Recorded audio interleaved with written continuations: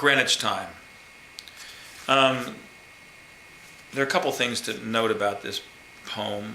One is that it's set, it opens in the Metropolitan Museum of Art up on 85th and 5th, talking about Keats' Perfect Urn, Ode, whatever it is, the Urn poem, Keats' poem, famous poem. Also, there are a lot of references. I Will Not Go Down, Sir, is a reference to Dylan Thomas.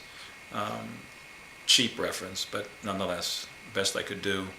I Will Not Disappear, I Will Not Go Into the Deep Night, whatever that Dylan Thomas poem is, a great, great, great poem. There's a lot of that, although it's reversed here, I'd say. This is a poem, a dark part of us who wants to be famous, wants to be forever remembered as Keats, not wanting to go and live just life. Okay, enough talk, blah, blah, blah, blah. Greenwich Time. Go back to the Sphinx, please, or to Babylon, where it was sorted out quite plainly, with the perfect of the mummy, wrapped museum linen still preserved on 85th and 5th, a glorious Rembrandt still life, still gleaming, beautiful in leathery limbs of Midas gold and granite pure, redeeming us from all this horror.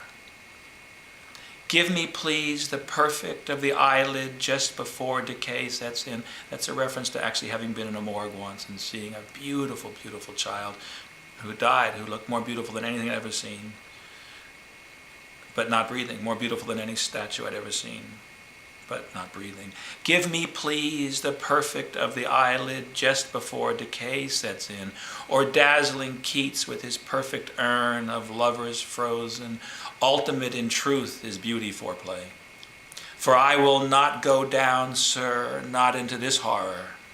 Make us all immortal, make us worth $1 or $1 million or $1 billion, not this heartbeat, rotting, ticking of my dying, dancing, clearly Dylan Thomas reference, of my dying dancing. Look out at these reeling fingers, weeping, gleeful, dumb, and instant dreams, so fluttering leaf down, ruining the endless molecules of spilling, unthought breathing us, the nothing that's accomplished here, but animal. No, I will not disappear into this awful hurricane, so make me TV here forever. And for cinema purists caught in magazines, deep stored in backlit wily files, I will not just leave this perfect place without a mark. I will not start to leave. You cannot make me do this. No, you can't. You will not, cannot ever know.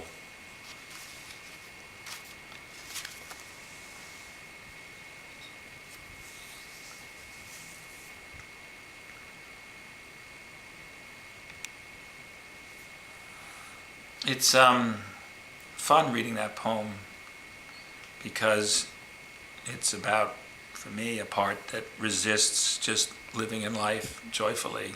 But in the reading of it, it's joyful to read, actually. So it accomplishes, by reading it, what it's claiming not to want to do, if that makes any sense at all. Anyway, there's the poem.